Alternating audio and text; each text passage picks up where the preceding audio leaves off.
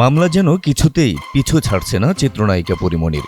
ব্যবসায়ী নাসির উদ্দিনের মামলায় গ্রেপ্তারি পরোয়ানা মাথায় নিয়েই এবার আরও এক মামলার মুখোমুখি এই অভিনেত্রী।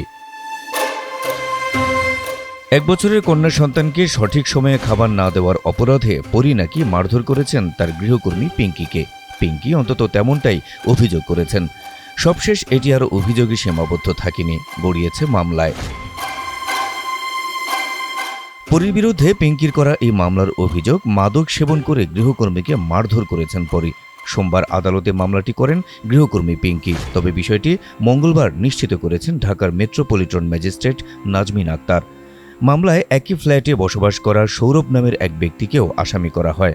আদালত বাদীর জবানবন্দি গ্রহণ করে মামলাটি তদন্ত করে পুলিশ ব্যুরো অব ইনভেস্টিগেশন পিবিআইকে আগামী 8 মের মধ্যে প্রতিবেদন দাখিলের নির্দেশ দেয়। মামলার এজাহার সূত্রে জানা গেছে, বাদী ভুক্তভোগী পিঙ্কি আক্তার নেত্রকোনা জেলা সদরের মৌগাতি ইউনিয়নের ফাদুলিয়া গ্রামের মোহাম্মদ মোজাম্মেলের মেয়ে। 2024 সালের মার্চে পিঙ্কি কাদের এজেন্সি নামক প্রতিষ্ঠানের মাধ্যমে পরীমনির বাসায় গৃহপরিচারিকার চাকরি নেন। পিঙ্কির অভিযোগ, একটি বাচ্চাকে দেখাশোনার দায়িত্ব নেওয়ার কথা বলা হলেও তাকে সেখানে 2টি বাচ্চার দায়িত্ব পালন করতে হতো। এছাড়া দিনে ও রাতে উভয় সময় বাসার রান্নার কাজ করতে হতো তাকে। বান্ডেল থাকলে প্রতি সেনমানিতে টাকা বাঁচবে। বিকাশ সেনমানি বান্ডেল কিনে জিতুন প্রতি লেনদেনে। বাদী জানান, চলতি বছরের 2 এপ্রিল দুপুর 1টায় আসামি পরীমনি তার মেকআপ রুমে গিয়ে মাদক গ্রহণ করে তারপর সলিড খাবার না খাইয়ে শিশুকে দুধ কেন খাওয়ানো হলো এমন প্রশ্ন করে বাদীকে অকথ্য ভাষায় গালাগাল দিতে থাকেন।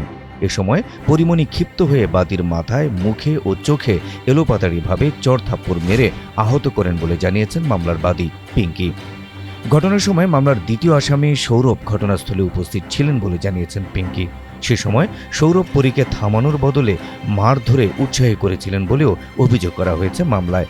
ঘটনার পর গেল 4 এপ্রিল ভাটারা থানায় একটি সাধারণ ডায়েরি করলেও তাতে কোনো কাজ না হওয়ায় এবার আদালতে মামলা করেছেন বলে জানিয়েছেন পরীর গৃহকর্মী ও মামলার বাদী পিঙ্কি আক্তার।